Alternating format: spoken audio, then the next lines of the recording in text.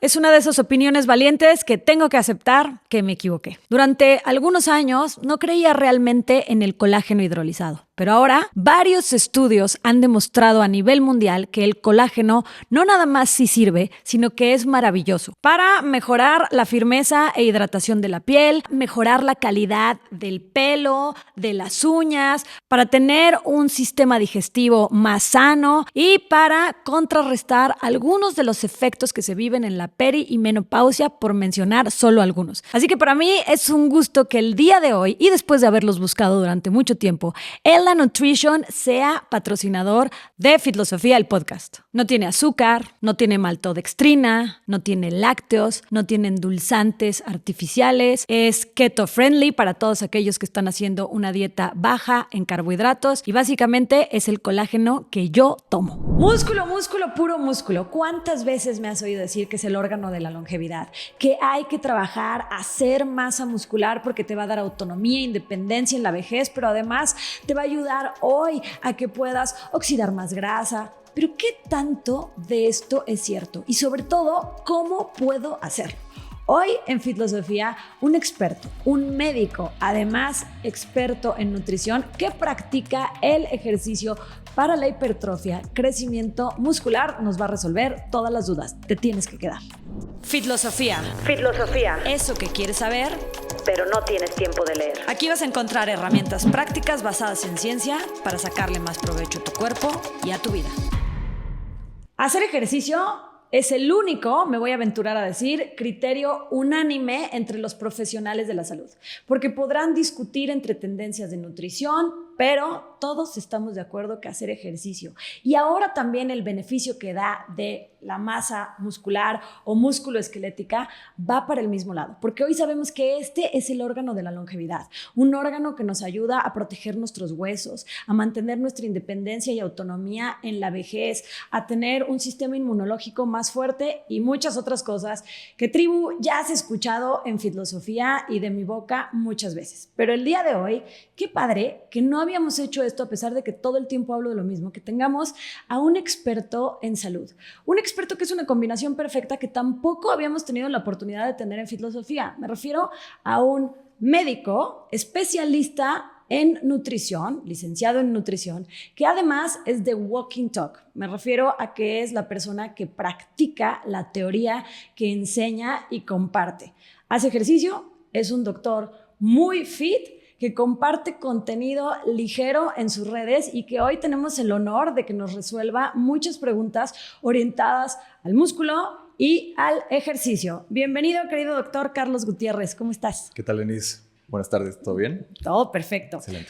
Oye, Doc, normalmente aquí leemos la semblanza y te lo platicaba fuera de los micrófonos porque la gente que nos regala su tiempo y que nos contesta las preguntas que la tribu y yo tenemos, la verdad es que después de haber estudiado tantos años, se ve fácil en una hora, pero nos puedes contestar todo esto porque te echaste estos años de estudio. Entonces, me voy a dar a la tarea de leer estos minutitos. El doctor Carlos Iván Gutiérrez es médico cirujano, egresado de la Universidad Anáhuac y licenciado en nutrición por la Universidad Autónoma de Campeche. Además de impartir asesorías nutricionales, se especializa en entrenamiento de fuerza con certificación en hipertrofia muscular por la Universidad del Deporte. También es creador de contenido y muy bueno, de verdad, ahorita nos va a dejar sus redes, y conferencista. Básicamente, un médico que sí hace lo que dice. ¡Vámonos! ¿Listo con las preguntas? Listísimo. Bueno, Doc, yo soy vocera de la importancia del músculo y ya lo dije al principio como órgano de la longevidad, pero explícanos qué es el músculo esquelético y lo voy a llamar así para que nos digas los diferentes tipos de músculo y sobre todo, ¿por qué se le llama hoy órgano? Hace poquito en un reel, y tú estarás familiarizado con esto, de una entrevista que me hicieron, se volvió muy viral porque había gente que decía que no lo llamen órgano y yo quiero saber tu opinión profesional sobre esto. ¿Qué es? ¿Cuáles son los diferentes tipos? ¿Y por qué se le llama hoy órgano? Bueno, cualquier componente humano que tenga orgánico, eventualmente que tenga una función dentro del cuerpo humano, es un órgano. Llámese músculo, piel, etcétera, órganos internos, órganos externos. Sobre lo que me preguntas referente al músculo esquelético, su función principal básicamente es darle y proporcionarle movimiento al cuerpo humano. Músculo esquelético también se puede conocer como músculo estriado porque se compone de fibras musculares. Y de esas hay de varios tipos que hablaremos, yo me imagino, más adelante, ¿va? Por favor.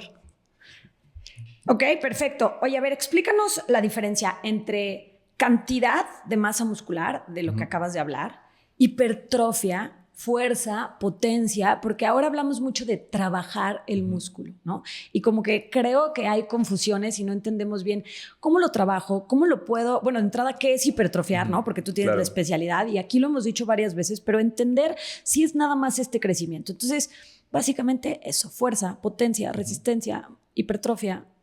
Bueno, lo primero, entender básicamente que la hipertrofia como tal es el crecimiento de la masa muscular, independientemente de cuál sea la raíz del por qué esté creciendo. Para que crezca, eventualmente también se tiene que inflamar. Lo que nosotros buscamos por medio del entrenamiento de fuerza es provocar esta inflamación a fin de que los músculos estriados, o sea, todas las fibras, puedan eventualmente crecer. Eso es la hipertrofia muscular, ¿no? Okay. Contextualizando un poquito más sobre lo que es la fuerza, es la capacidad que tiene el músculo de poder mover objetos. Punto. O sea, esto es... El fitness siempre se lo he platicado mucho a mis pacientes, es como la física. Y también la hipertrofia muscular. A mayor capacidad que tú tengas de mover un objeto, significa que pues tienes que ser más fuerte. Y para tu músculo estriado eso se traduce en adaptaciones. Para que yo sea más fuerte, pueda mover más cargas, pueda mover más peso, también tengo que ser más grande. ¿Ok? ¿Necesariamente? Necesariamente más grande. Ok, o sea, tengo que tener más masa, que es lo que estás hablando en la hipertrofia, la fuerza, que es una capacidad, y luego se habla mucho ahora, que ya sabes que hay demasiado contenido que nos asusta y también nos alerta, de la pérdida de la potencia como una capacidad que perdemos antes incluso que la fuerza, sabiendo que a lo mejor en edades después de los 40, por generalizar, y tú me corregirás, pero podemos tener una tendencia a pérdida de masa muscular. Pero ahora se dice que primero pues perderás esta potencia y luego paralelamente empezarás a perder la fuerza de lo que acabas de hablar, esta capacidad de mover objetos y la masa. La masa muscular, así es. Más allá de los 40 años, yo diría que es después de los 30 años. ¿Ok? Después de los 30 años, en teoría, nuestro metabolismo basal disminuye un 10%. Ojo, esto no quiere decir que mi metabolismo como tal sea más lento, sino que las kilocalorías que yo necesito a lo largo del día para mantenerme vivo, digamos, o existir, van siendo menores a lo usual. ¿Ok? Por ejemplo, si yo necesito 200 kilocalorías para existir hoy a mis 28 años, cuando cumpla 31 o 32 voy a necesitar el 10% menos. Y lo que no necesite y se quede ahí, pues se va a convertir o se puede convertir en grasa. En masa grasa, así es. Pero ¿cómo influye esto con la masa muscular de la que estamos hablando? O sea, en la pérdida, dices que la pérdida de masa muscular puede suceder a partir de los 30 y la verdad yo concuerdo contigo, claro que es multifactorial y depende también de la persona y de su estilo de vida y todo, pero haces la asociación con el metabolismo basal. ¿Cómo influye esta masa, mi metabolismo basal? Porque eventualmente a menor sea el metabolismo basal, o sea, a menores kilocalorías que yo necesite, pues tendría que dentro de mi dietética estructurar adecuadamente las proteínas necesarias para poder formar ese porcentaje de grasa. Entonces recordemos que siempre los estudios son muy poblacionales, son muy estadísticos. Si dentro de mi población hace muchos años yo no conocía que, por ejemplo, el metabolismo basal disminuye el 10%, toda mi población va a seguir consumiendo las mismas kilocalorías, realizando el mismo tipo de actividad física a largo plazo. Okay. Lo cual eventualmente puede traducirse a que no estoy consumiendo suficiente proteína para poder hipertrofiarme adecuadamente conforme a la actividad física que realizo o a la disciplina que yo realizo. Okay. No es lo mismo las personas que entrenaban, por ejemplo, en los 80s, 90s, que se enfocaban muchísimo a ejercicios de resistencia. Quiero que hablemos de eso ahora, sí. Okay. O sea, estás hablando que entrenaban en general, o sea, no estamos hablando de un Arnold Schwarzenegger o un Lu Ferrigno que al final ellos trabajaban. En general, el pensamiento fitness era para estar sano me tengo que mover y eso está muy bien. Sin embargo, no le damos prioridad a lo que le damos actualmente, a lo que es el entrenamiento de fuerza y el por qué es tan importante hoy en día. Acabas de tocar algo que para mí es de lo que más quiero hablar en este episodio porque siempre lo tocamos por encima, hay mucha confusión, tú te dedicas a crear contenido y seguramente ves mucho contenido uber simplista o que confunde pleitos entre cómo que los pilates no son entrenamiento de fuerza. Yo estoy segura que sí es. Entonces, explícanos y si quieres comencemos. ¿Cuál es la diferencia entre ejercicio de fuerza y ejercicio de resistencia? Y a lo mejor ahí puedes meter esto que acabamos de platicar de los tipos de fibras, para quien le interese saber el por qué, ¿no? No nada más que es lo que siempre decimos, es que no es lo mismo este tipo de ejercicio que este y trabajan diferentes fibras, pero ¿cuáles son y por qué? Bueno, hablando específicamente del entrenamiento de fuerza, su objetivo general es prácticamente hipertrofiar la masa muscular. Y existirán 1000 disciplinas, me lo has mencionado. Muchas personas tienen esta disyuntiva entre sí. Por ejemplo, ¿Pilates entra o no dentro de la categoría? Personalmente, opiniones más, opiniones menos, por supuesto que sí. ¿Sí? Por supuesto que sí. Ok. Pilates, CrossFit, calistenia, entrenamiento de fuerza convencional en un gimnasio, todo esto puede entrar dentro del entrenamiento de fuerza porque la intención que tiene es mover un objeto con tu propio peso o pesos agregados a fin de que tu masa muscular se pueda inflamar y pueda crecer. En el Pilates completamente abarca esta postura, y también en calistenia, CrossFit y demás. Por supuesto que entra dentro de las mismas categorías. Sí, calistenia me quedaría claro, CrossFit también me quedaría claro. Los pilates y el barré me siguen causando como conflicto el número de minutos, incluso segundos que puedes sostener una postura a diferencia de cuando estás haciendo un levantamiento de pesas, voy a decir, ¿no? Ahora hay que tomar en cuenta que siempre que tú puedas hacer una repetición desde un punto A hasta un punto B con un peso agregado o con tu propio peso, podemos llamarle entrenamiento de fuerza. Hay que tener en cuenta... Una lagartija, vamos a decir, una push-up. Claro. Hay que tener en cuenta que, por supuesto, el entrenamiento de fuerza convencional con peso en un gimnasio siempre va a ser la mejor estructura porque le damos más prioridad a los grupos de interés, o sea, somos más específicos con los grupos que queremos entrenar. A diferencia, por ejemplo, no sé, se me ocurre CrossFit, que está basado por medio de circuitos en los cuales un día tienes día A de tren superior, por decir, y dentro de ese tren superior te ponen ejercicios distintos a fin de que tú tengas una funcionalidad. Okay.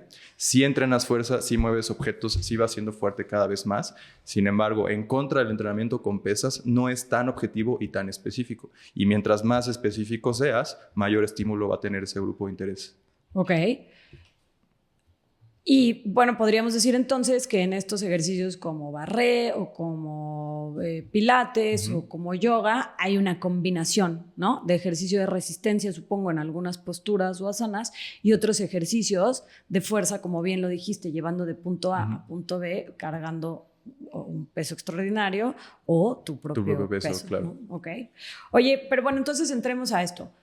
Tipos de fibras, contracción rápida, contracción lenta, ¿cómo se subdividen? ¿Por qué entonces decimos que una fibra que es de resistencia pues me sirve para aguantar más, por poner una palabra, ¿no? Y entonces puedo a lo mejor correr largas distancias a diferencia de una fibra que me va a servir para lo que acabas de decir, un ejercicio de un entrenamiento de fuerza. Okay. Voy a tratar de simplificar un poquito lo complejo. Tipos de fibra, 2. Lenta y rápida. Contracción lenta, como tú mencionas, me sirve para deportes de resistencia como carreras, maratones, largas distancias en natación, etc. Y los de contracción rápida, que son los que eventualmente nos ayudan un poquito más con el tema de la potencia, todo lo que lleva un rango de recorrido de punto A a punto B para poder levantar objetos. O si hablamos de cuerpo y músculo esquelético, funciones muy simples como flexiones de codo, extensiones de codo, empujes, jalones, etc., ¿no? Y en esas hablamos entonces de las fibras de las que acabas de hablar, que son las tipo 2, 2A, 2B, y entonces podemos tener esto que va más enfocado a la fuerza, lo que dices, este rango, y las que a lo mejor nos ayudan a trabajar más la potencia, en donde hoy estamos viendo los famosos pliométricos, que básicamente es brincar, que como vemos a veces en consulta, o bueno, por lo menos a mí me llega mucha gente que va con el ortopedista y les prohíben brincar, ¿no? Cuando pues me parece que hoy sabemos que estos ejercicios de potencia, obviamente bien ejecutados, ¿no? No estoy diciendo sálganse a brincar ahorita, pero nos pueden ayudar incluso a la densidad ósea, ¿no? Por supuesto. Digo, hay que contextualizar muchísimo el ambiente de mi paciente. Siempre. ¿No? Y el por qué puede tener ciertas contraindicaciones. O no estamos hablando de paciente sano, meramente, ¿no? A diferencia, por ejemplo, de un paciente que quizá pueda tener cierto grado de sobrepeso o cierto grado de desobesidad o incluso cierto grado de desnutrición. Qué importante lo que dices, porque cuando vemos todo este contenido, asumimos que todo es siempre para todos y hay que contextualizar al paciente, como bien dices, ¿no? Y puede, no puede, tiene alguna limitante física, cómo le podría ayudar, de qué manera progresiva, quién te puede acompañar a hacerlo, porque incluso si estoy sano, y hago comillas porque, bueno, ¿no? Tendríamos que hacer muchas cosas para saber que estoy en óptimas condiciones, pero estoy sano y voy al gym y decido que yo vi un reel en donde Carlos y Denise dijeron que hay que brincar. Y entonces brincamos, pero brinco de entrada con los tenis incorrectos, ¿no? Que pasa muchísimo. Y entonces no tengo los puntos de apoyo en el pie y pum. Segundo, no sé brincar, ¿no? O sea, todo va al impacto así directito a la rodilla. Y entonces, oye, Denise me dijo que esto me iba a ayudar a los huesos y yo me lesioné la rodilla en 2 sesiones, ¿no? Y luego, desafortunadamente, a veces no hay la guía. Ya sea porque no tengo la oportunidad o porque no la he buscado o porque mucha gente en los gimnasios no está lo suficientemente capacitada. En nuestro país, la verdad es que es un tema que todavía no está regulado. Entonces, tú puedes ir al gimnasio y lo platicábamos fuera de los micrófonos y a lo mejor más bien soy...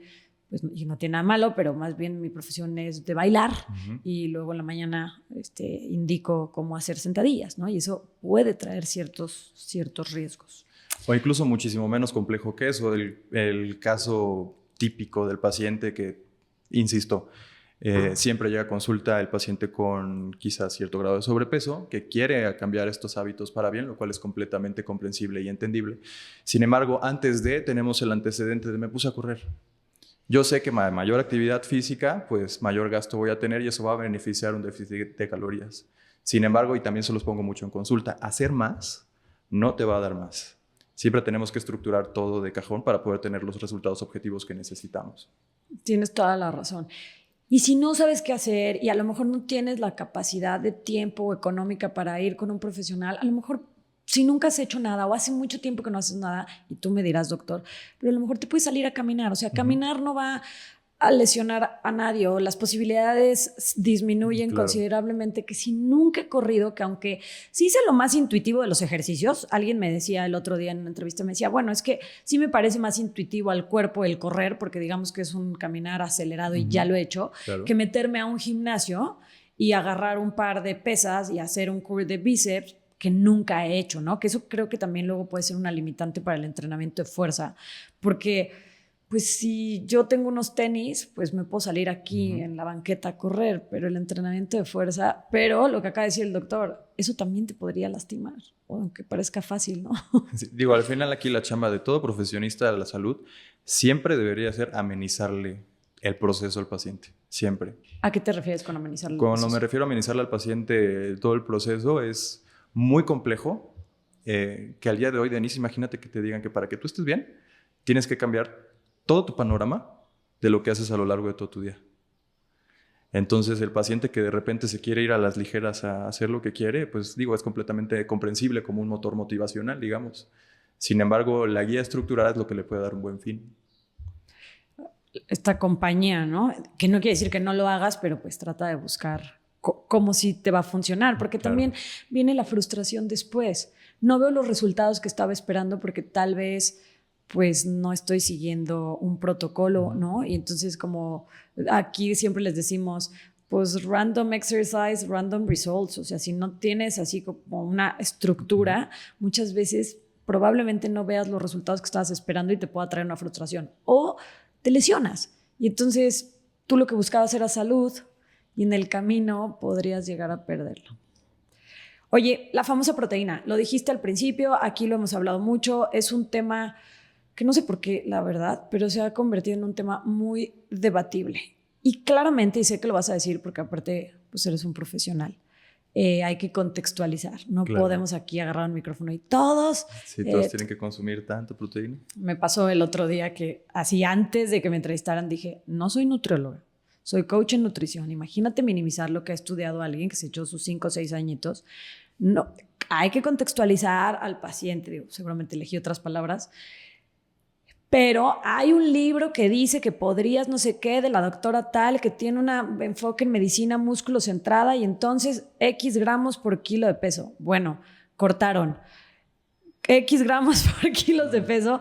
No, hombre, pues me llegó muchísima información. Sí. Entonces, por eso es, bueno, no información, muchísimo hate, voy a decir, pero por eso es importante escuchar todo lo que vamos a decir aquí y tomar en cuenta que esto no es una consulta, ¿no? Pero que sí podemos dar un rango. A ver, platícanos de la famosa proteína. ¿Cómo me sirve para la masa muscular de la que hablamos al principio? Si hubiera un rango de consumo que tú recomendarías, ¿de qué depende? O sea, más o menos. Bueno, es que, insisto, depende mucho del contexto en el cual se encuentra mi paciente, pero hablando de los casos más típicos que llegan, ¿no?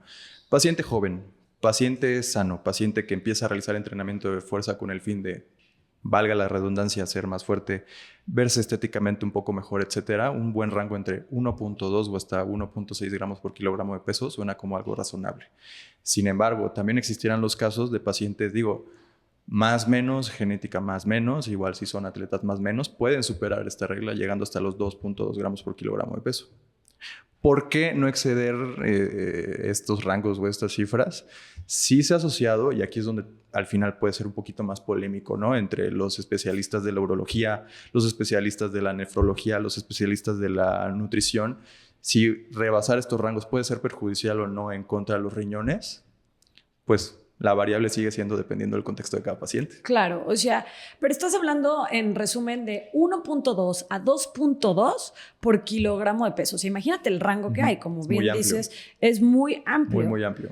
Y de repente escucho como una preocupación constante de no consumas más de este tope del que acabas de hablar. Y como bien dices, dependiendo de la especialidad, incluso del médico, tuvimos un doctor aquí que dijo algo.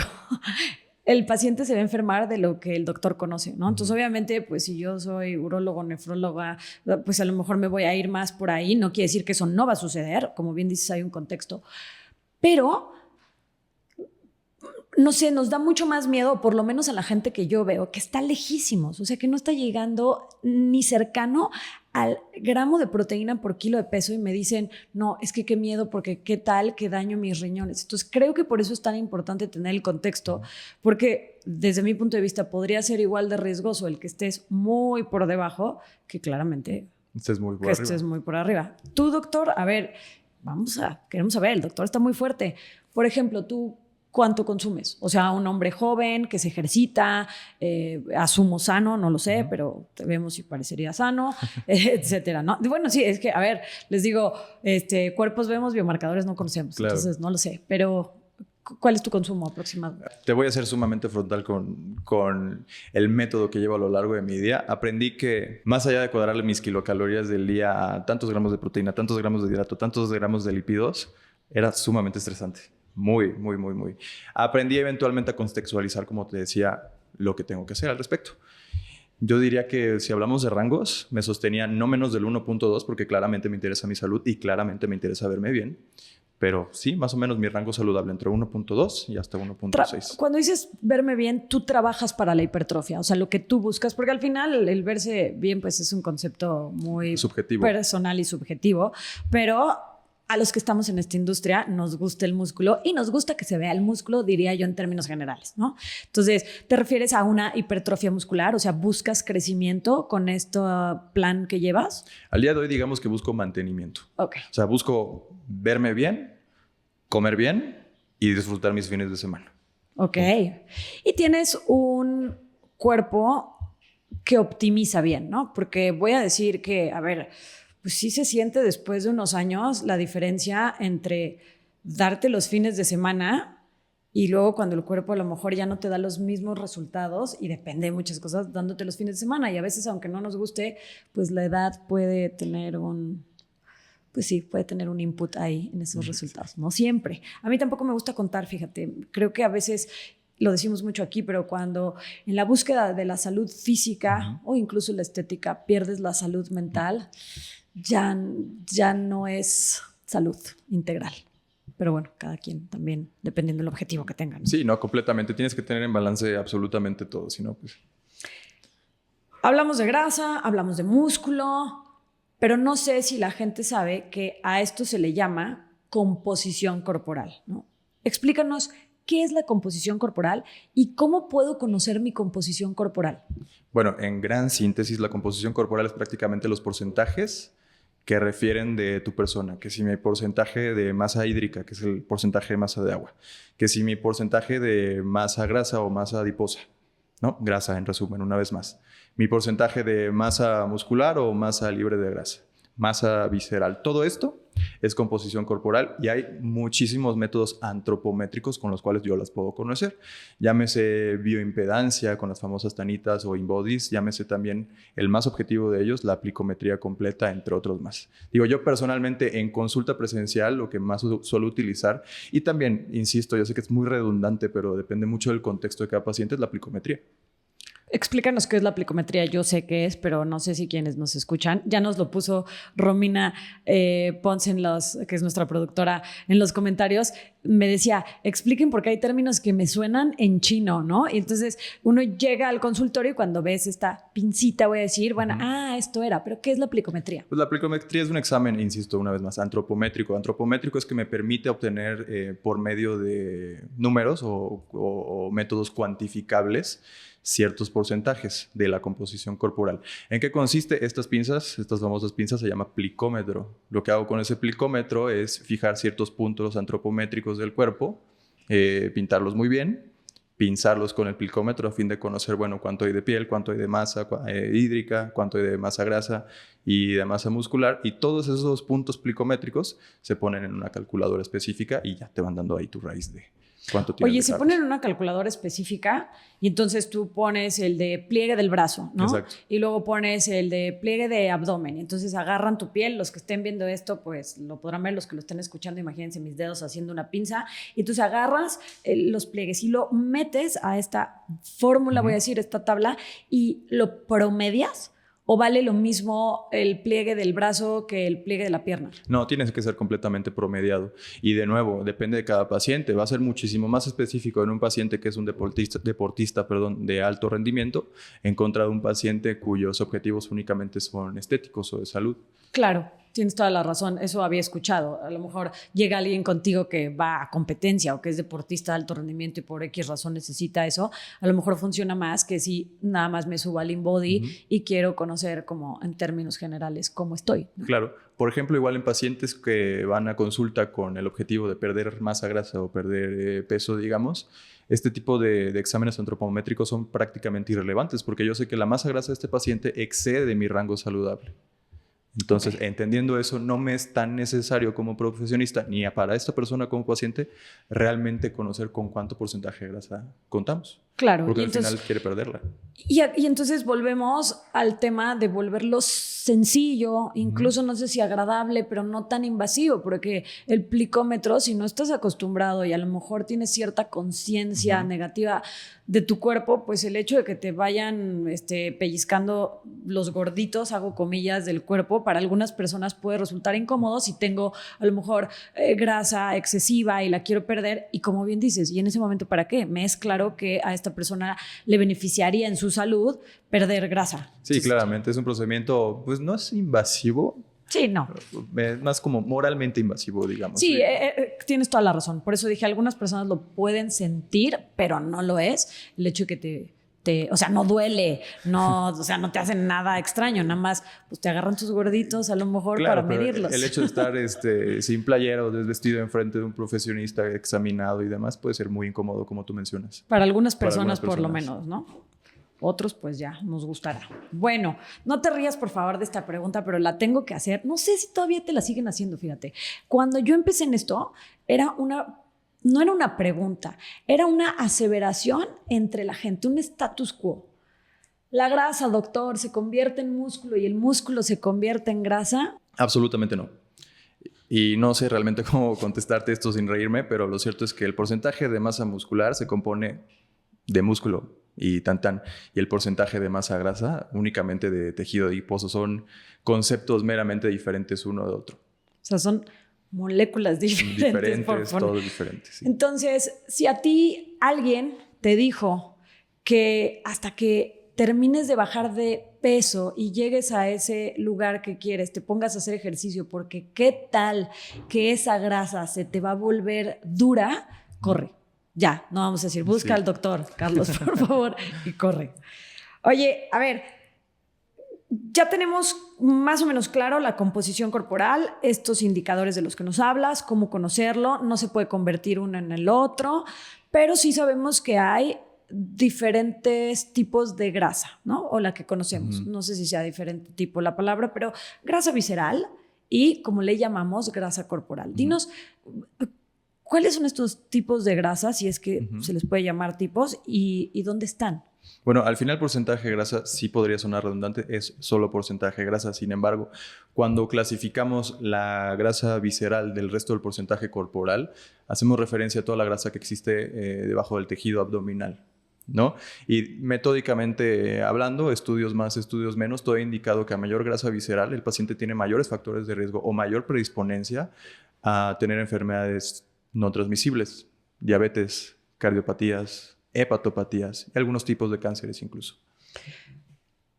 Me gusta mucho que nunca das sentencias, y esto lo haces también en tu contenido, y me gusta porque creo que hemos tenido muchos especialistas, y respetable también, que hablan de la grasa visceral pues como una sentencia para tener ciertas enfermedades. Y aunque por supuesto, como acabas de decir, estudios más, estudios menos te puedo hacer más preponderante, pues dependerá también una vez más de la persona, ¿no?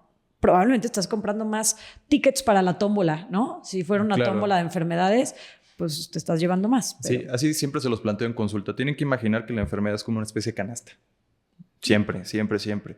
Y a esta canasta le puedes meter los factores de riesgo, que son las pelotitas, ¿no? Entre comillas. Mientras más factores de riesgo le metas a tu canasta llamada enfermedad, va a haber un punto en el que esta canastita va a reventar, ¿no? Para diabetes, por ejemplo, tengo mi canasta vacía y le agrego la pelotita de sobrepeso. Y le agrego la pelotita de consumo exagerado de hidratos. Y le agrego la pelotita de sedentarismo y la de fumar. Y le agrego la pelotita familiar. Y todo eventualmente termina siendo muy estadístico. Al final... digamos que a mayor predisponencia, pues es como jugarle un poquito a la suerte, ¿no? Exactamente, y entonces nos encanta hablar de la tía Lupe. Es que mi tía Lupe nunca se movió, siempre comió lo que se le antojaba, era la típica de su copita todos los días riguroso y vivió 90 años. Que a mí me parece... Esta es mi opinión, que la tía Lupe es la excepción, por eso la platicamos. Pero nadie habla de los otros 7 tíos que tenían los mismos hábitos y sí tuvieron el final estadístico. Sí, eventualmente es la tía Lupe en contra de los 20,000 tíos Nachos. O sea, exacto, que sí. Sí. No, o sea, la excepción no tiene que hacer a la regla. Fit, un sistema enfocado en resultados, para gente con muchas ganas, pero poco tiempo. En Fit nos enfocamos en la creación de tus hábitos. Por eso personalizamos tu plan de entrenamiento y el de nutrición también. Nuestra especialidad, planes de entrenamiento de 20 minutos. De manera virtual para que lo hagas desde tu cama, desde tu oficina. Miles de fitters coinciden. Cuando formas parte de esta tribu, te acompañamos de la mano hasta que logres tu objetivo y resolvemos tus dudas. ¿No me crees? Te regalo 7 días de prueba.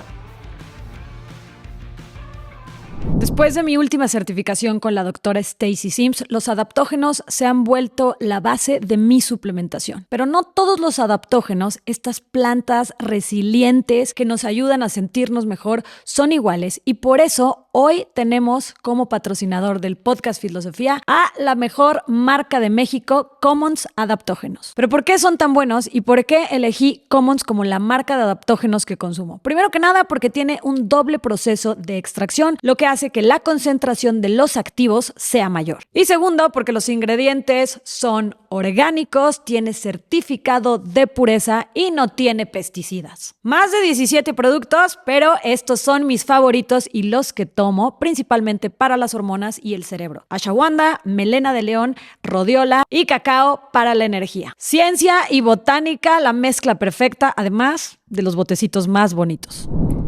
La excepción no tiene que hacer a la regla. Y es que nos encanta ver la excepción porque es lo que nos resulta más atractivo.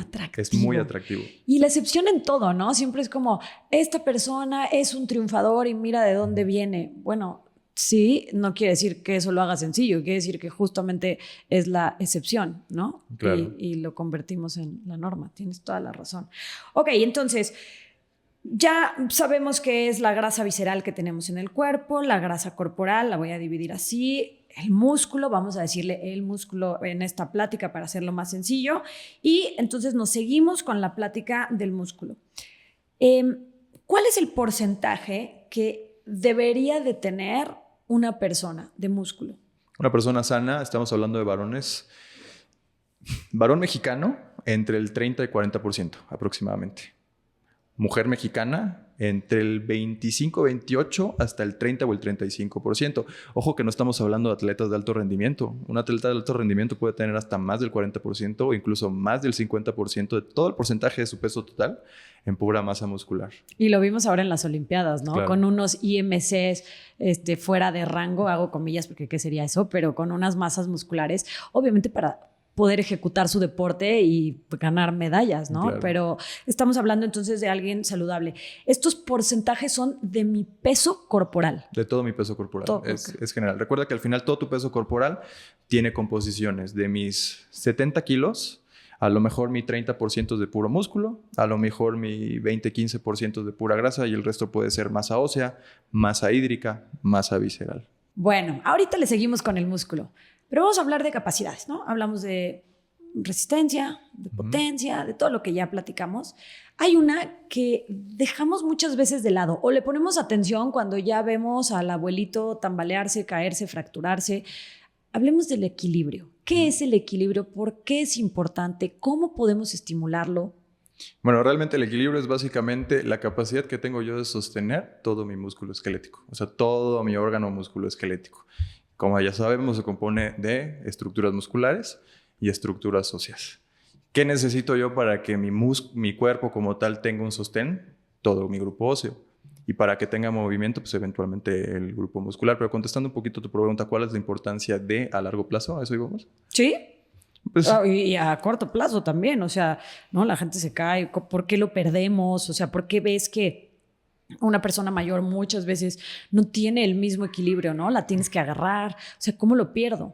Yo le llamo idiosincrasia humana. O sea, al final, después de cierto rango de edad, lo habíamos hablado hace rato, ¿no? De 30, 40, 45 años. Pacientes de 60 años van a perder muchísima más estabilidad ósea y es completamente normal. Aquí lo importante es realmente prever el qué tanto porcentaje vamos a perder, no perderlo, prever qué tanto. Por medio de que, obviamente, aumentar la potencia, aumentar también la capacidad de sostén que tenemos por medio de qué grupos? Las estructuras musculares.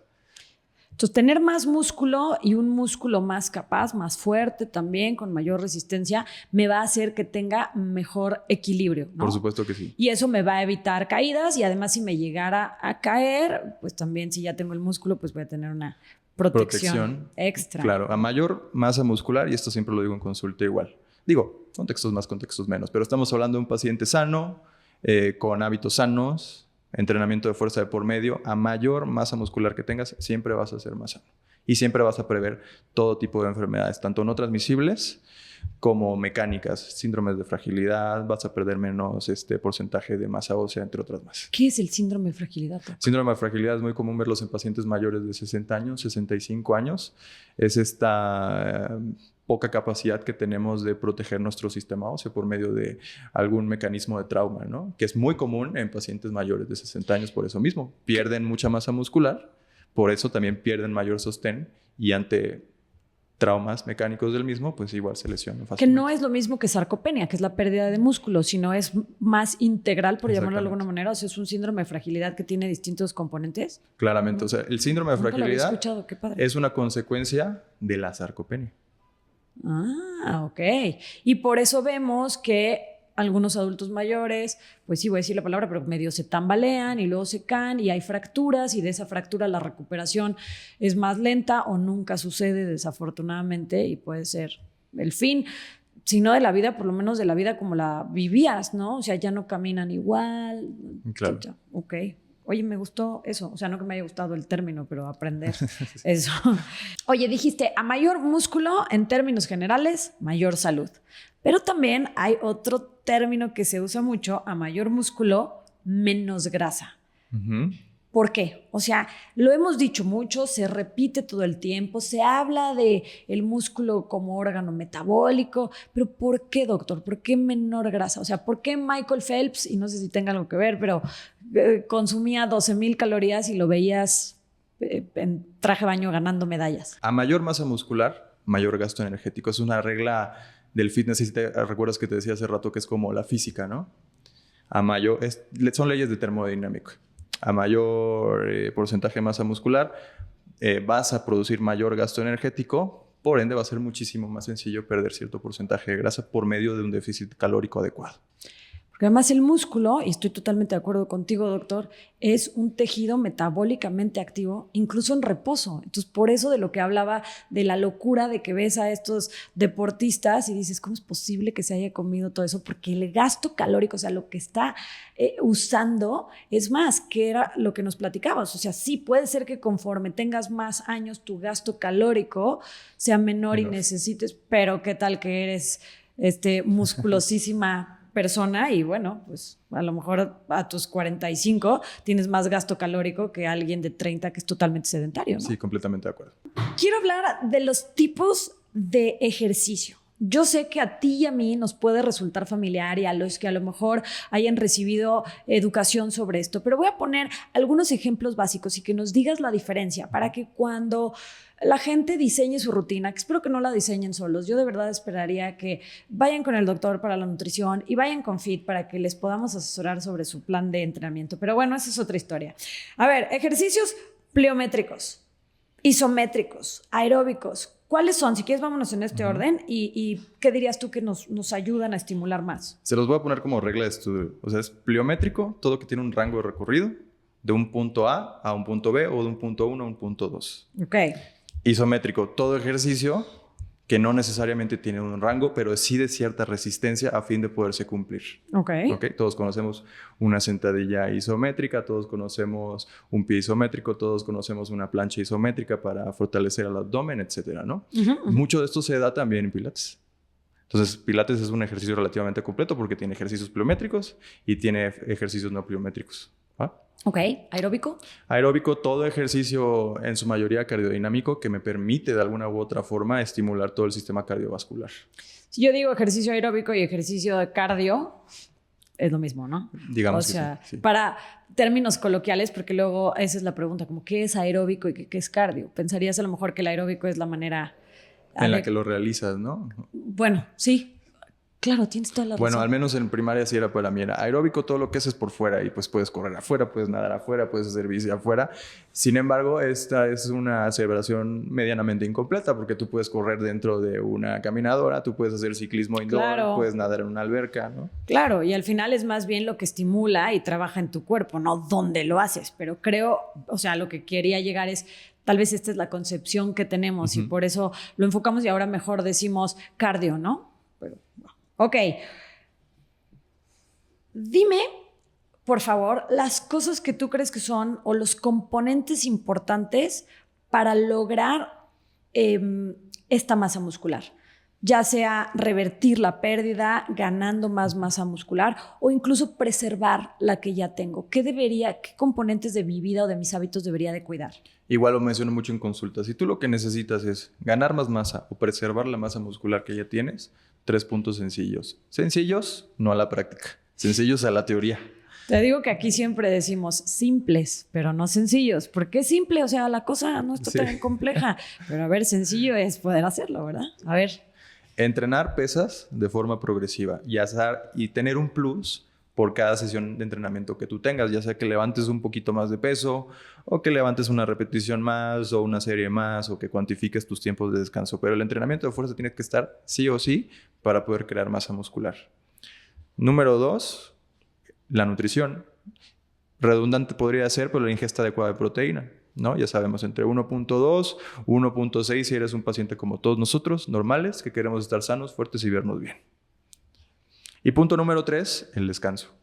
Tanto en tus rutinas de entrenamiento como tu sueño de cada noche. Que sea reparador, que sea profundo. Vuélvenos a decir, ya lo hemos escuchado mucho aquí, pero ¿por qué? ¿Qué pasa en el sueño? ¿Por qué decimos tanto, insistimos tanto en que hay que descansar, hay que dormir para que estos músculos puedan crecer? Bueno, para empezar, cuando dormimos es cuando realmente producimos la mayor cantidad de hormona de crecimiento, que es lo que nos ayuda dentro de toda la recuperación, después de que te diste toda la friega de entrenar, de comer sano, es todo este proceso de sanamente 7, 8 horas en el que tu cuerpo se va a recuperar para poder aprovechar todas esas horas a fin de que tú creas más masa muscular, ¿no? Esto que hablaste del entrenamiento de fuerza, en donde debemos de ir haciendo aumentos de manera progresiva y preferentemente de manera vigilada o acompañada, ¿es a lo que se le llama normalmente carga progresiva o la carga tiene que ser el peso necesariamente? No, carga progresiva sí es el peso meramente, pero cuando hablamos de entrenamiento progresivo es este plus del cual te hablo yo a fin de que le des prioridad a mejorar en cada entrenamiento. Entrenamiento progresivo puede ser tanto como que tú midas tus tiempos de descanso, a lo mejor los reduces o a lo mejor descansas un poquito más, pero en la siguiente serie levantas un poco más de peso. O a lo mejor con el peso al que ya estabas acostumbrado le agregas, más repeticiones. Todo eso es progresivo porque todo eso suma. Claro. ¿No? Y la carga progresiva es meramente el hecho de que tú levantes más peso a medida que tengas más sesiones de entrenamiento. No es lo mismo el entrenamiento progresivo que la carga progresiva, aunque la carga progresiva puede ser parte del entrenamiento progresivo. Exactamente. Estoy un poco hecho bolas. Sí. Oigan, y mujeres que están en una edad reproductiva o que tienen un periodo menstrual, es lo que quiero decir, les recomendaría que si van a medirse, pues que lo hagan en la misma fase, ¿no? Porque de repente lo hacemos en la lútea, pero después lo hacemos en la ovulatoria y entonces obviamente esto sí va a traer, no en términos generales, ya dijimos que depende del contexto, pero muchas veces te va a traer cambios en el entrenamiento, en el cuerpo, que pues vas a sentir que no estás dándolo todo y que no puedes aumentar cuando en realidad pues a veces hay otros factores. ¿Cómo puedo hacer ejercicio de fuerza con mi propio cuerpo? Diste unos ejemplos al principio, pero quiero, ya que vamos cerrando este episodio, como regresar al principio para ir dándole a la audiencia como, pues sí, hacks prácticos que puedo hacer y que mucha gente nos dice, es que ahorita no puedo ir al gimnasio o incluso no puedo comprar unas pesas, no puedo bajar fit aunque sea gratis. ¿Qué puedo hacer? ¿Qué ejercicios? 3. Digo, sobre todo digiero a pacientes que están empezando en todo esto y no saben cómo. Todo lo que puedas hacer estructuradamente va a sumar. Vete a lo más básico siempre. Si queremos entrenar nuestro tren inferior, nada como, y sin peso, nada como una sentadilla convencional, nada como un desplante. Si queremos entrenar, por ejemplo, en tren superior, en su fase pectoral, nada como unas lagartijas o nada como unos push-ups igual convencionales, ¿no? Ok, me gusta. Dijiste algo importante. Estoy hablando de pacientes que van empezando y claro, dirías tú que si ya llevo un tiempo haciendo ejercicio, esto me podrá medio mantener un rato, pero sí tengo que tener este entrenamiento progresivo, o sea, incluso del peso, porque si no, si quiero masa muscular y digo, no, yo nada más voy a seguir haciendo mis 15 lagartijas en la mañana y con esto quiero ver aumento de masa muscular, pues va a llegar un momento, es pregunta, que el cuerpo te diga, hasta aquí, ¿no? O sea, sí, ya no vas a ver un crecimiento. Sí, completamente. Y a lo mejor te suena yo así medio filosófico, pero te puedo contestar, bueno, pues va a depender. Si a mi paciente realmente no le interesa crear masa muscular y solo quiere mantenerse activo y estar cardiodinámicamente sano, pues con cualquier rutina que pueda seguir constantemente a fin de que se mantenga activo, eso va a estar. Ahora, si mi paciente lo que realmente quiere, insisto una vez más, es crear masa muscular y cada vez crear un poco más de masa muscular y cada vez ser más sano y cada vez tener menos factores de riesgo predisponentes a las enfermedades de las que ya hablamos, siempre tiene que ser progresivo, entendiendo aún que van a existir algunas fases de descarga y de descanso. ¿Ok? Fases de descarga, platícanos, por favor. Es muy sencillo. Bueno, al menos yo en la práctica, ¿cómo lo llevo? Una vez que llegamos a nuestro límite, digamos, o a nuestros máximos volúmenes de carga, siempre es bueno agregar una semanita o al menos unos 4 o 5 días de la misma sesión en la que si bien no progresamos, los volúmenes de carga pueden disminuir entre el 20 y el 30% o incluso los entrenamientos pueden llegar a ser relativamente incompletos, ya que si por ejemplo mi paciente todos los lunes y jueves entrenaba su tren inferior en sus dos segmentos, ya sea anterior y posterior, muy probablemente ya no solamente le voy a dejar las 2 sesiones, le dejo solo una sesión de todo el tren inferior de forma completa. 1 a 2 semanas. Una semana, de 1 a 2 semanas aproximadamente. Después de haber entrenado 8 semanas aproximadamente, ¿o cuánto tiempo? Entre 8 o hasta 12 semanas, siempre que, y va a depender igual de nuevo del contexto del paciente, siempre que haya sido entrenamiento progresivo, metódico y con los volúmenes de carga adecuados. Y que lo hagan, porque la rutina sola no sirve. Hablaste de las piernas y dijiste parte anterior y posterior. Segmento, sí. Anterior y posterior. Entonces, me viene a la mente esto que escuchamos mucho de entrenar los músculos agonistas y antagonistas. Correcto. ¿Nos puedes platicar un poco de eso? O sea, ¿cómo en la práctica se hace normalmente? ¿Cómo lo harías tú? ¿Qué significa esto? Porque lo escuchamos mucho en redes y me da la impresión de que no todos sabemos qué es. Bueno, aquí siempre hay que imaginarnos el cuerpo en un primer plano anatómico, ¿no? El paciente erguido o de pie con las manos, las palmas de las manos viendo hacia el frente. Uh-huh. ¿Y por qué te contextualizo esto? Un músculo agonista va a ser, contextualizando la fisionomía del paciente, todo músculo o toda estructura muscular que cumpla la función de lo que realmente necesita cumplir. Por ejemplo, si yo estoy de pie y quiero hacer un jalón, pues necesariamente voy a tener que flexionar el codo. Okay. La función principal que tiene el bíceps es esa, flexionar el codo. En este rango, este es el músculo agonista, porque mi función es flexionar. El escalar. Principal, le podemos decir. La principal función. O sea, el músculo agonista, por poner palabras simples, es la estrella en este momento. O sea, es el principal. Es la estructura que se encarga de realizar la principal función que tenemos en cuenta acorde a lo que queremos hacer, uh-huh, ¿no? Te decía, el bíceps flexiona el codo. El tríceps, al flexionar el codo, lo está extendiendo, ¿no? Este sería el antagonista.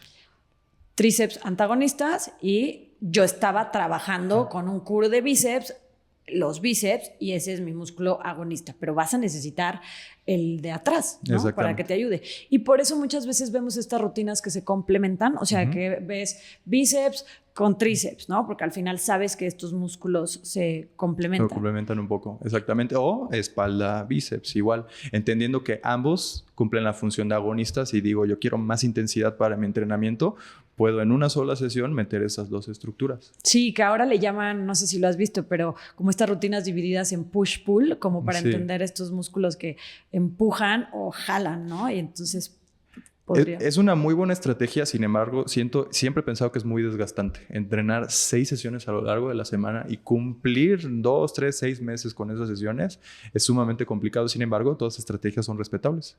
Tienes razón, sí es y puede agotar. A lo mejor podrías, que es parte de lo que hacemos nosotros, como alternar. No siempre tiene que ser cada vez que trabajes espalda vas a trabajar bíceps, ni tampoco cada que trabajes bíceps, tríceps, ¿no? O sea, podrías tener ahí un juego, ¿no? Claro. Para que no sea tan agotador. Bueno, algo que sí tengo muy en cuenta es no cambiar la rutina tan frecuentemente. Ok. Porque al cambiar el estímulo es como decirle, digamos, sí, yo sé que parecen palabras de primaria, ¿no? Pero el hecho de modificar tanto esta rutina no prioriza el estímulo que nosotros necesitamos, claro, a fin de poder crecer. Y creo que este es un malentendido por tantas cosas probablemente que vemos en las redes, en donde vemos ejercicios que, híjole, ya comprometen el estímulo, ya comprometen muchísimas cosas, pero se ven muy aparatosos. Pero siempre he pensado esto, que si tú te vas a ver a quienes esculpen el cuerpo, uh-huh, quienes trabajan para eso o van a competir eso, pues en realidad los ejercicios son muy repetitivos, ¿no? O sea, no es como lo que dices, o sea, te cambio ahorita el ejercicio y otra vez y la próxima es otro diferente. Hay cierta repetición en los movimientos. ¿Es lo que estás tratando de decir o lo que estás diciendo o no? No, lo que yo realmente intento decir es que a fin de tener un resultado objetivo tienes que irte a lo básico y hacer siempre lo mismo, pero de forma progresiva, a estar cambiando ese mismo ejercicio tantas veces, porque igual es típico, ¿no? Hoy me toca el lunes de bíceps y está sentado siempre mi lunes de bíceps, entre comillas. Uh-huh. Pero este lunes de bíceps hice puro curl. El que sigue hago martillos y el que sigue hago levantamientos con la barra. Al final el estímulo va a seguir siendo el mismo, aunque el ejercicio sea diferente. Sin embargo, si tú le das diversos cambios a los ángulos de la misma pauta del entrenamiento, el estímulo sí va a cambiar. Claro. Que es lo que no buscamos. Buscamos que el estímulo siga siendo el mismo, pero que la carga vaya aumentando a lo largo de todo ese proceso. Para que te puedas medir. No, creo que sí decíamos lo mismo, pero diferente. Sí, diferente. O sea, para que te puedas medir, ¿no? Porque ¿cómo voy a saber si estoy en el curl martillo que cargaba 15 y ahora me voy al curl con barra y a lo mejor, pues, al cambiar el ángulo y el estímulo, pues, no voy a cargar exactamente lo mismo? Sí, ¿no? claro. Me encanta porque creo que nos estamos llevando muchas cosas que podemos poner en práctica en nuestras rutinas. Y como última pregunta, quiero hablar del calentamiento. Mucha gente le llamamos calentamiento. Y hoy vemos muchos ejercicios, por ejemplo, de movilidad, como parte de estas rutinas de calentamiento, de preparación, ¿no? ¿Qué debe de incluir una buena rutina de calentamiento? ¿Cómo la harías tú? ¿Por qué es importante? O sea, háblanos, ¿por qué no se la pueden saltar? Claro. De entrada, ejercicios de movilidad. Si tú ya tienes, la pauta del el grupo de muscular de interés que vas a entrenar, tienes que tener en cuenta qué ejercicios vas a realizar primero. A esto se le llama calentamiento neuromotor.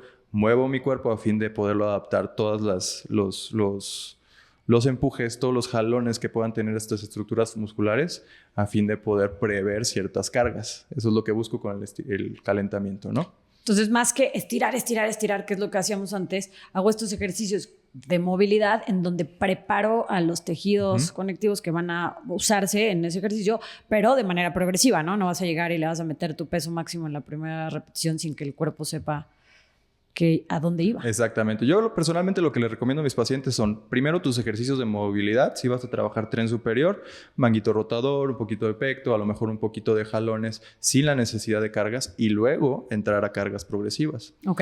Sin entrar a tus series efectivas, que a lo mejor no hemos tocado tanto ese tema, pero así a raíz de poder contestar esa pregunta, una serie de aproximación son series con muy poco peso que pueden aportarte a tener un muy buen calentamiento neuromotor.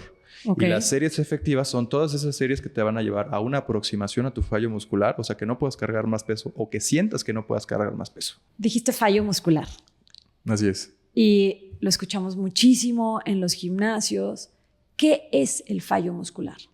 ¿Quieres mi respuesta empírica o quieres mi respuesta metódica? Quiero todas las respuestas. Bueno, la respuesta empírica al fallo muscular es cuando no puedes levantar una repetición más con tus pesos máximos o tus pesos más complicados en teoría, ¿no? En síntesis. Que realmente no puedes levantar. O sea, no es de, ya me medio cansé, pero si mi vida dependiera de esto, sacaría 10 más, ¿no? Claro. O sea, realmente no puedo. No puedes más. Ahora, una respuesta un poco más metódica. Todos sabemos, al menos los que nos encargamos de esta profesión, sabemos que existe un rango de repeticiones efectivo a la hora de hipertrofiar la masa muscular. Genéricamente abarca entre un máximo de 15 y un mínimo de 5 repeticiones por cada serie efectiva que puedas tener. ¿Okay? Me gusta mucho hablar sobre el fallo muscular entendiendo este rango de repeticiones o estableciendo el rango de repeticiones en las rutinas. No sé si yo te dejo entre 15 y 5 repeticiones. Para mí un fallo muscular sería el hecho de que tú no puedas cargar menos de las 5 repeticiones que ya están pautadas dentro de tu rango hipertrófico. Ok. ¿Me explico un poco? Sí, pero a ver, vamos a desmenuzarlo. O sea, rango hipertrófico es lo que tenía estipulado para el crecimiento. Para crecer tu masa muscular, ¿no? Muy difícilmente dentro de mis primeras series voy a dejarte entre 15 y 5 repeticiones, siendo 15 mi máxima y siendo 5 mi mínima, ¿no? A lo mejor te dejo entre 12 y 8. Ok. Yo sé que todo ese rango de repeticiones, metódicamente hablando, para mi estímulo muscular, va a ser efectivo. Lo sé. Sin embargo, muy probablemente, quizá dentro de tu repetición mínima, que fueron la octava, entendiendo que fue tu última serie, quizá no llegues, quizá sacaste 7, quizá sacaste 6. Ok. Dentro de mi método, aún siendo hipertrófico, eso cuenta como un fallo muscular porque no está escrito o documentado dentro de mi estructura del entrenamiento. Ok. ¿Me explico? Interesante, sí. Oye, ¿has leído al doctor Andy Galpin? No he tenido el gusto de. Está muy bueno. Tiene algunas teorías bien locas de cómo llegar a la hipertrofia. Es este fisiólogo que se encarga de hacer los entrenamientos de los atletas de alto rendimiento, ahora de la UFC, pero ha trabajado con otros atletas y léelo y después platicamos porque habla de un número de repeticiones que a mí me parecen una locura, o sea, arriba de 20, pero tiene ahí una explicación que seguramente tú vas a disfrutar. Me imagino que su método es por medio de electromiografía, ¿no? Porque al final, realizar muchas repeticiones, aunque sea con poco peso, de alguna u otra forma puede estimular la masa muscular. Sí, claro. Pero habla de un número también exagerado de series, o sea, para estimular un músculo y entonces tienes que hacer de ese mismo 15, unas locuras, pero bueno, ya eso nada más no lo tenía aquí, nada más para que lo platicáramos. Ok, pero entonces el calentamiento es fundamental para que podamos entrenar y que no nos lesionemos. Correcto. ¿No? Correcto.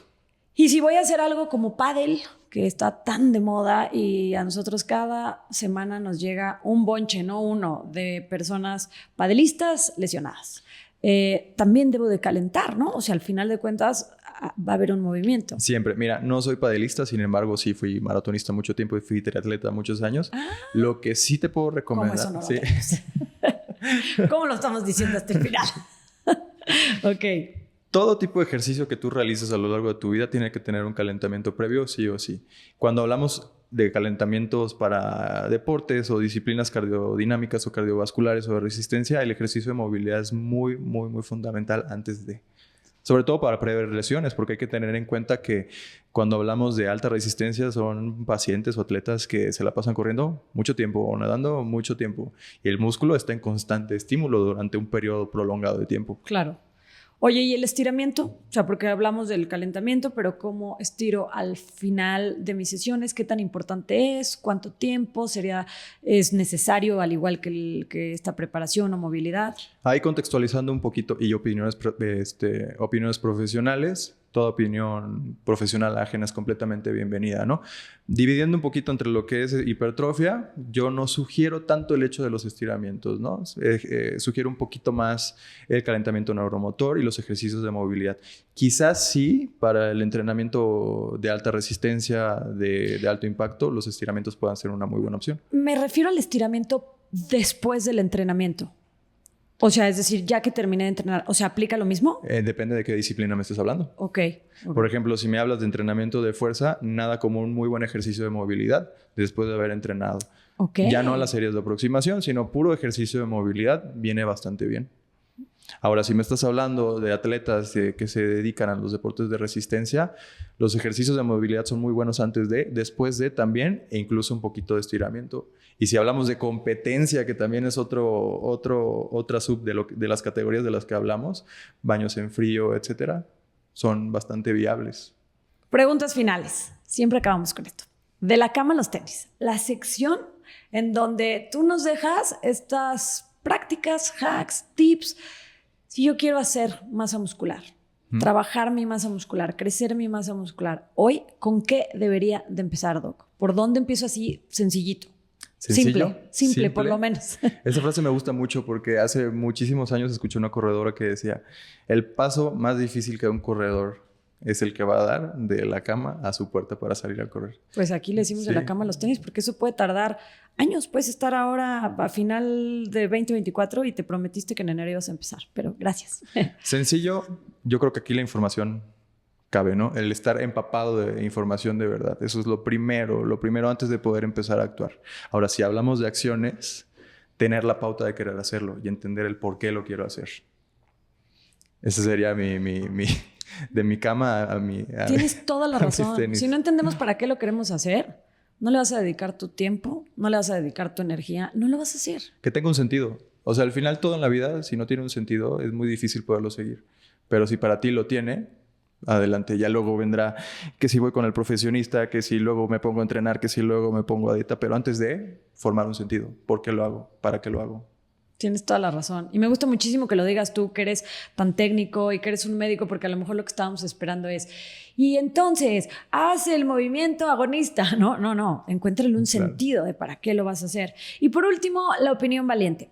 Estas son opiniones que nuestros expertos nos comparten en este lugar de confianza con muchos miles de personas escuchándote, pero es esta idea de la cual tú estás seguro, incluso quieres que más gente la conozca, pero que pueda ser disruptiva en la industria o del tema del que estamos hablando.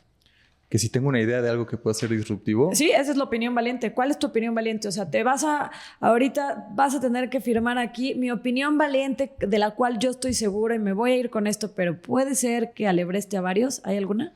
Sí hay. No hay una, hay muchas, pero yo creo que la más que me ha llegado así el corazón, y muchos me van a juzgar por lo que voy a decir, sin embargo voy a ser muy frontal. De eso se trata la opinión valiente. Sí.